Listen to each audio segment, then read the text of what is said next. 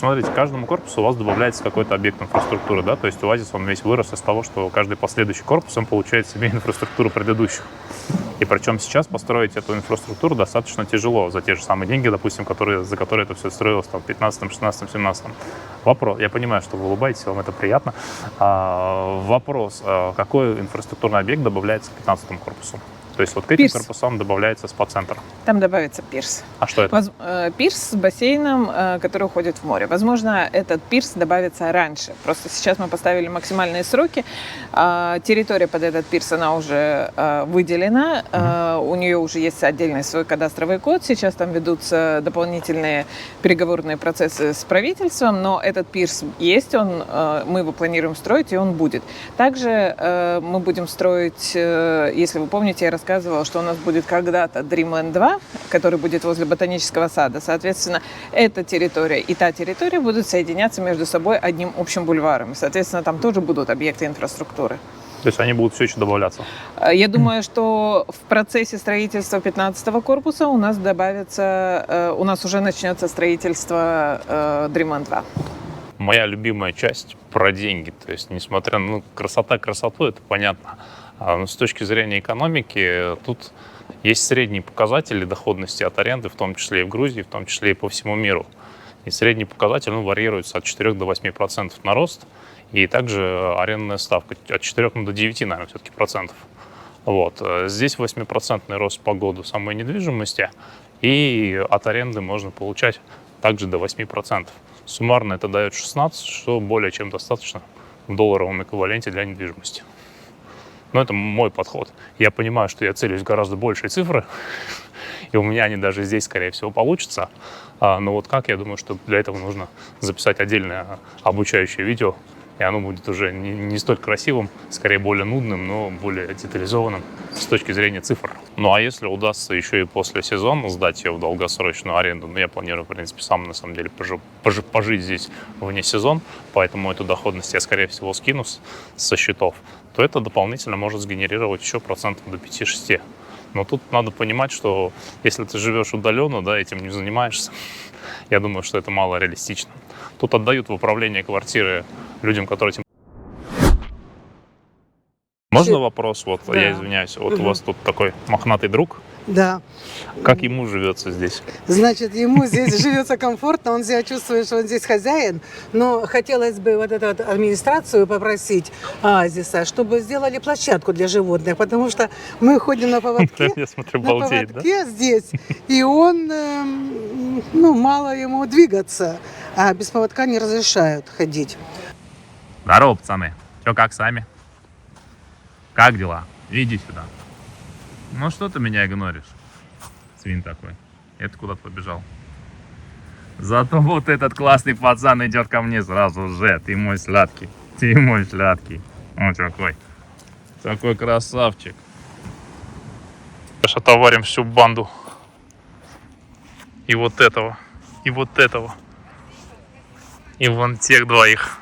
Все, очень быстро все закончилось. Недолго музыка играла, недолго фраер танцевал, да? А вот получается, дети у вас здесь живут, а где они учатся? Мои дети учатся в школе, в Чаплинской школе, в государственной. Это вот до нее пешком можно дойти, да? Да, вот большая, которая... 15 минут пешком от Оазиса. Угу. Но младшая дочка, она ездит в садик в Батуми. Сейчас очень легко доехать, это 20 минут до Батуми. Это очень удобно, меня устраивает. А вот в Чаплинской школе там платное обучение? Нет, бесплатная государственная школа. То есть, ну а что нужно сделать? То есть, как это происходит вообще? Нужно подать заявление, документы, перевод паспортов. Все. И они бесплатно берут и выучат? Да. Даже если вы не гражданка Грузии? Да, даже если не гражданка Грузии. Еще из-за того, что мой ребенок учится в школе, я сделала вид на жительство. То есть это было основанием для вида? Да, я сделала. Хотя, в принципе, по недвижимости тоже можно сделать. Мы решили попробовать в этом году так. Любопытно.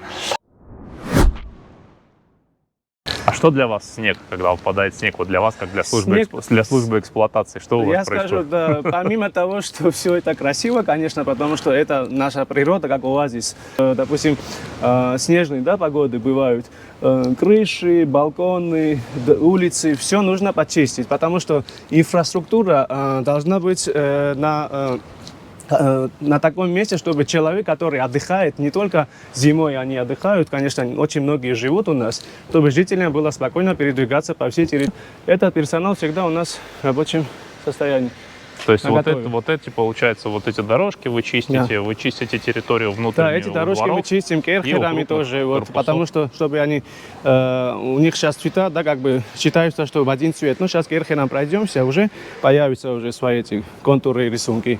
Этот листопад, в принципе, в связи с тем, что у нас погода часто меняется, вот, вчера был дождь, да, вот сегодня уже начнем уже это все собирать, и под конец дня уже вид будет совсем другой. Хотя я бы сказал, что у листопада тоже своя прелесть, потому прелесть. что как раз сезон, да, вот посмотрите, какие уникальные деревья, вот своя прелесть, своя красота, вот. Так что, Я а сейчас начали бич-бар открывать, чтобы бич-бар работал 4 сезона.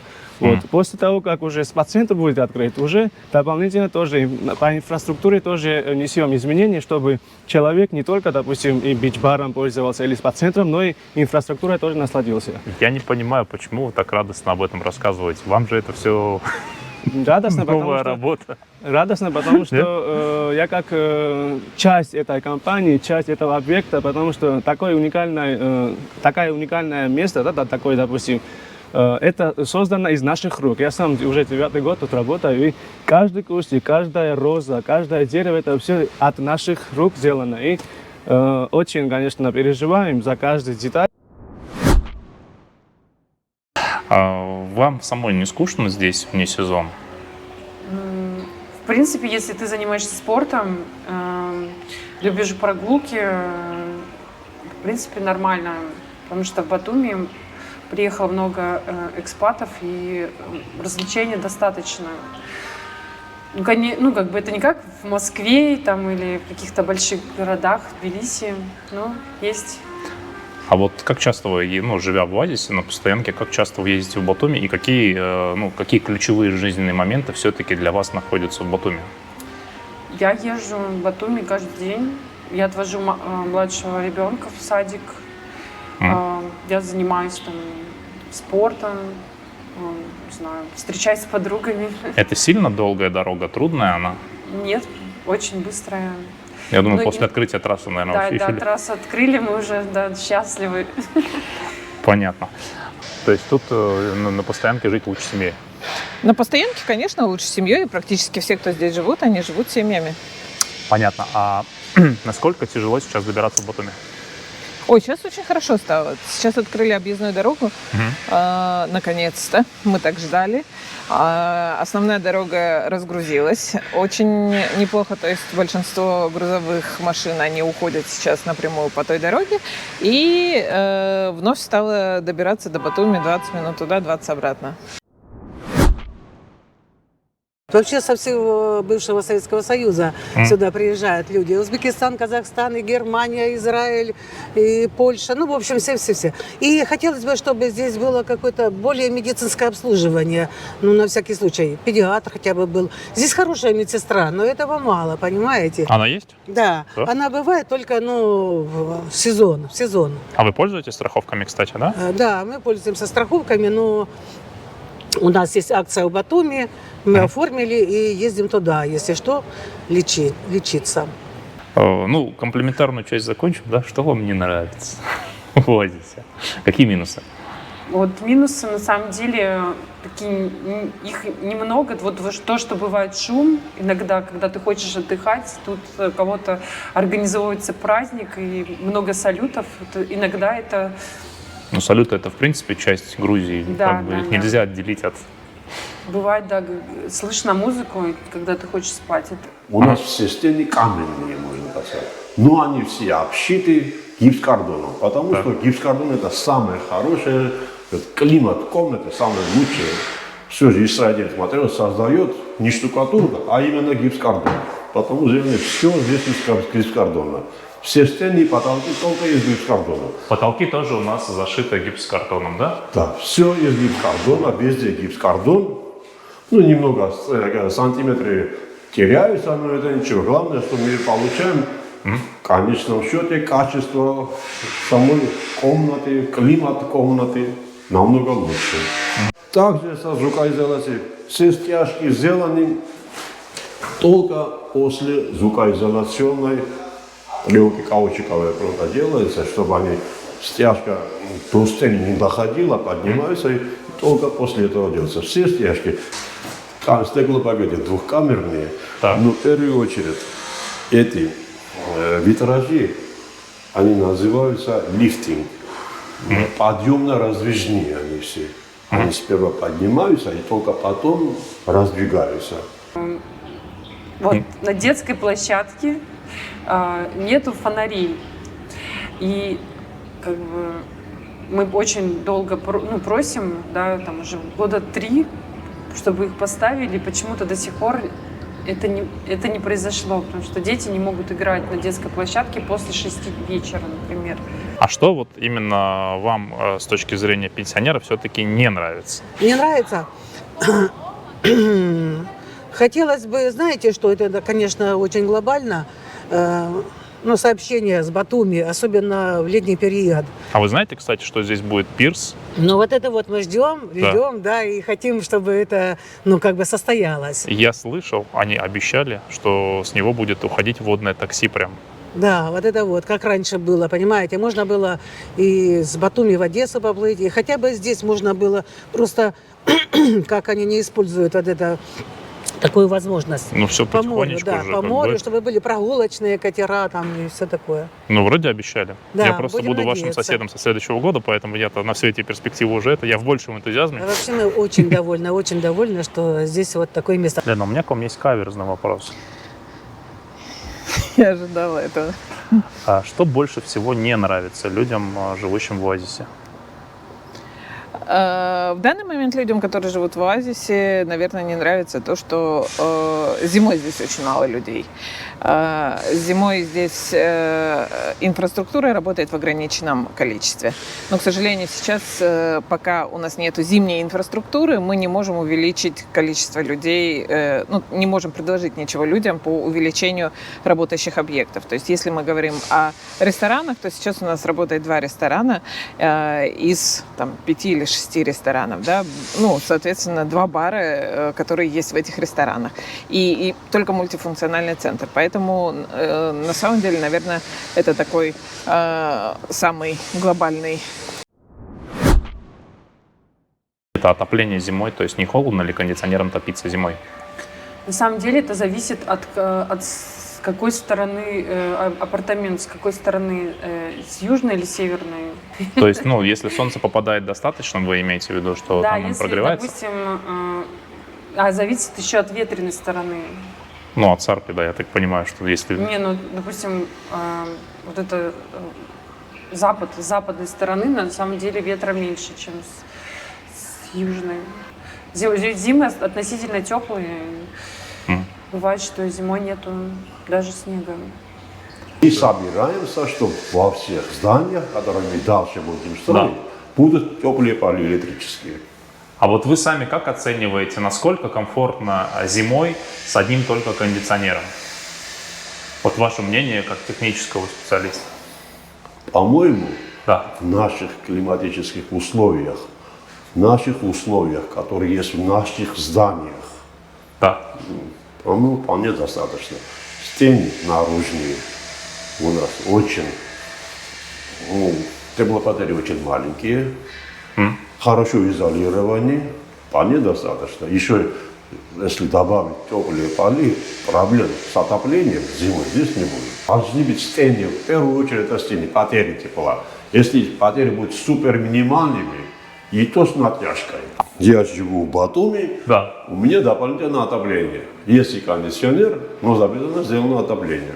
И вот хотелось бы отдельно спросить вас по поводу вот отопления. То есть у вас теплый пол Отопление. или только кондиционер? Значит, у нас есть кондиционер, но мы почти его не включаем, потому что у мужа аллергия, видно, на кашель, хотя мы его чистим периодически 2 раза в год. И мы пользуемся здесь, обогреватель купили, и картины еще специально есть, обогреватель, который вешаем на стены, и нам хватает. И еще есть полотенцесушитель в ванной комнате. В общем, Ну да. Нет, сейчас они просто в новых корпусах уже делают везде теплый теплые пол. полы. Да, Там вот будут поэтому теплые полы, да. И поэтому некоторые тоже делают здесь, ремонт делают и делают тоже теплые полы в апартаментах. Я комфортно сюда переехала. Я, в общем, очень полюбила это место с первого взгляда. Оно необычное, действительно, оно располагает, это атмосфера, действительно много очень хороших людей. Я очень люблю Оазис. Конечно, знаете, есть минусы, но плюсов гораздо больше. Вы знаете, кстати, что у них по проекту к следующему корпусу яхтенный пирс с бассейном? Да, конечно, очень ждем. И еще дорожку до ботанического сада очень ждем. Они тоже обещали, да? Обещали. Я понял. А вот у вас много, в зимний период, много у вас тут соседей, по ощущениям? Раньше, вот буквально 4 года назад, было очень мало. Прямо сейчас? Сейчас, да, сейчас достаточно много людей живет. Прям, я считаю, для Оазиса это много. Не одиноко. Ну, сколько их примерно семей? Вот, допустим, сам Оазис Семей говорит, что 50. 50, да? Мне кажется, так. Так. И, то есть, вам тут, я так понимаю, что не скучно. А кто эти люди? Люди вообще разные. В основном, которые работают удаленно или просто вообще очень много знаменитостей, Да?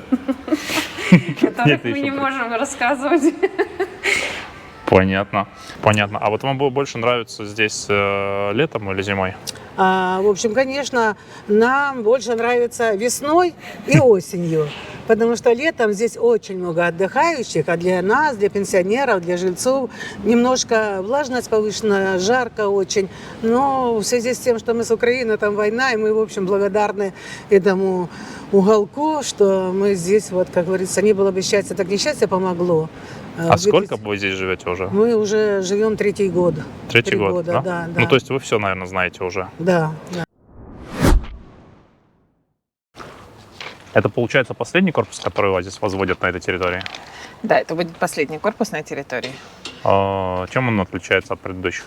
От предыдущих, на самом деле, много чем, потому что в сравнении, во-первых, он находится в другой локации от тех корпусов. Он находится больше, ближе к аквапарку и к детской территории. Ближе все-таки, я бы сказал, к роще. И ближе к эвкалиптовой роще, да, то есть практически у всех квартир, которые находятся с задней стороны, их там немного, по-моему, буквально 4 штуки, у них у всех будет вид в сторону эвкалиптовой рощи, а те квартиры, которые выше, там, допустим, 11-10 этажа, у них, соответственно, они будут еще выше эвкалиптов, и у них еще будет горная панорама дополнительная.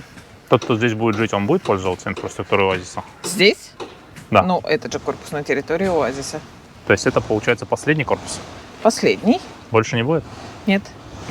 Сколько денег? На этой территории больше не будет. Там что-то уже продано в самом комплексе, в последнем корпусе? В настоящий момент 6 квартир. Но мы запустили продажи вот только неделю назад. Понятно. Насколько это все вырастет? То есть, если мы говорим про динамику... 35%. Про реальную динамику продаж. 35%. За сколько времени? 4 года. 4 года. Но это получается... В следующем году это уже будет плюс 10%. 8,5 годовых в долларах. Угу. Это если мы говорим про стройку. Хорошо. А сколько сейчас стоит сдача в Оазисе от Оазиса? Смотря с чего. Ну, допустим, студии. Студии у нас даются от 100 до 150 долларов в сутки. В зависимости от того, это студия с кухней или студия без кухни. И в зависимости от того, это большая студия или маленькая студия. Угу. Студии, которые сдают люди самостоятельно, они дешевле? У них есть возможность делать скидки. Сколько нужно, наверное, сколько нужно денег, для того, чтобы сейчас здесь что-то купить? Последний корпус. Минимум 77 тысяч долларов у нас здесь квартиры, но сейчас до декабря месяца у нас действует пресейл скидки. Соответственно, ну, так как вы видите, что мы только начинаем рыть котлован буквально на днях, действуют скидки, и можно купить квартиру за 77 тысяч. Это студия с кухней, рассрочкой, с ремонтом, с рассрочкой 4 года. С рассрочкой 4. Сколько мне минимум нужно денег, чтобы... 14 тысяч долларов. То есть за 14 тысяч долларов я вхожу в Oasis. За 14 тысяч долларов это первоначальный взнос, и, соответственно, потом вы должны будете платить рассрочку. Насколько можно взять максимальную рассрочку? 48 месяцев. 48 месяцев. Получается, 78 тысяч мы убираем, 14 остается 64, 64 делим на 48 месяцев, это получается где-то 1200, 1300, 1400 долларов. Или 1500, 1400, скорее всего. Ну, я сейчас не так хорошо посчитаю, но в целом в будущем можно также рассмотреть какие-то варианты. Если вы, допустим, 50% оплатите, и остаток уже в дальнейшем, там, через 4 года можно будет оформить в ипотеку. Да, кстати, вот с ипотекой такой вариант. Какая ставка? Ипотечная ставка сейчас с банком, с которым мы работаем, у них от 8 до 9% в долларах и 6-7% в евро. Кто вас кредитует? Карту-банк. Карту-банк. А Да. еще кто? В целом, в любой банк можно подать заявку на ипотеку. Но на строительные объекты банки не так просто дают ипотеку, только по договоренности с застройщиками. Если это уже практически готовый объект, как, например, наш корпус 13 или полуготовый объект корпус 12, то в этом случае можно подать заявку в любой из банков и в индивидуальном порядке. Угу, я понял. Это у нас есть портфель, который есть из более дешевых, более дорогих и дорогих. Соответственно, вы можете выбирать, и в зависимости от того, что вы выберете, у вас будет разная рассрочка. Да? То есть у нас есть пакет на 4 года рассрочки, у нас есть пакет на 2, грубо говоря, года рассрочки, у нас есть пакет на полгода рассрочки. 4 года, мне кажется, самое интересное. Но 4 года – это корпус, который мы только что запускаем, 15-й. Прекрасно. А если здесь выбирать, то здесь-то самые дешевые сейчас сколько стоят? Ну, из тех, которые сдаются, допустим, в следующем году. Там, где сдаются в следующем году, там студия в районе... Самая дешевая студия гостиничного типа на 2-м этаже, она стоит в районе 85 тысяч долларов. Если мы говорим про студии, которые побольше, они у нас уже на выше этажах, там этаж 14-15, и там в районе 130 тысяч долларов, это 52 квадратных метра. Теперь такса поддержки. У вас она удивительно низкая по Батуми. То есть я знаю, где берут и по $2, и такой территории нету, да? Сколько она сейчас? Сейчас мы стремимся к поднятию цены на эксплуатационную поддержку, и $1.58 – это пока та цена, на которой мы останавливаемся, это та цена, к которой мы стремимся. Сейчас она $1.22. $1.22 будет $1.58. Да, это будет после того, как мы будем поднимать цены на 7% ежегодно. 7%. А зафиксирована эта цифра где-то? Какая? 7%. 7% в контракте везде зафиксировано. Потрясающе. Это просто очень важный момент, потому что, я опять же говорю, то есть я столкнулся с тем, что кто-то что-то доделывает и понимает, что вот он хочет повысить цену, допустим, в 1,5 раза, и непонятно, где это и к чем регламентируется. Это есть в договоре? Это есть в договоре, и я надеюсь, что $1.58 этого будет достаточно, но никто не знает, что здесь будет через 4-5 лет, что вообще в мире будет происходить через 4-5 лет. У Oasis одними из первых задумались на тему именно круглогодичной сдачи своей собственной недвижимости. Потому что когда она сдается исключительно 3 месяца летом, а все остальное время простаивает, это такая достаточно утопия. Что они для этого сделали? Первое, они начали наконец оборудовать апартаменты теплым полом, что позволяет эксплуатировать эти квартиры и зимой, и летом. При этом они сохраняют статус квартиры, а не апартаментов, соответственно, налоги на сдачу 5, а не 20%. И третий очень важный вариант, они запускают круглогодичную инфраструктуру, которая будет работать именно зимой. Я говорю про этот закрытый спа-центр, который все так ждут в 2025 году. И там же, туда же будут приезжать те же самые жители Батуми, потому что это будет самый огромный спа на территории Грузии. При такой загрузке, даже если зимой это будет сдаваться дешевле, чем это сдается сейчас летом, это все равно даст значительное увеличение, ну, как минимум в 1,5 раза, а скорее всего в 2 раза доходности от этих самых апартаментов, квартир. они строят дом за домом, и каждому дому добавляют объект инфраструктуры. То есть, если мы говорим про любое другое здание в Батуми, то это, соответственно, какой-то дом, в котором будет включено что-то там, или небольшой бассейн, или что-то еще. Здесь же, получается, каждое здание вносит свой вклад в общую концепцию жизни. И таким образом у нас есть и аквапарк, и бассейны, и рестораны, и все остальное, и все это на едином участке, и поэтому это не ложится критичной цифрой на себестоимость жилья, потому что каждому дому добавляется жилой объект. Получается, что мы покупаем эти квартиры сейчас в моменте уже с тем, что было построено в период 2014 года. Потому что если мы говорим про сейчас, то сейчас аквапарк построить будет стоить минимум в 2 раза дороже.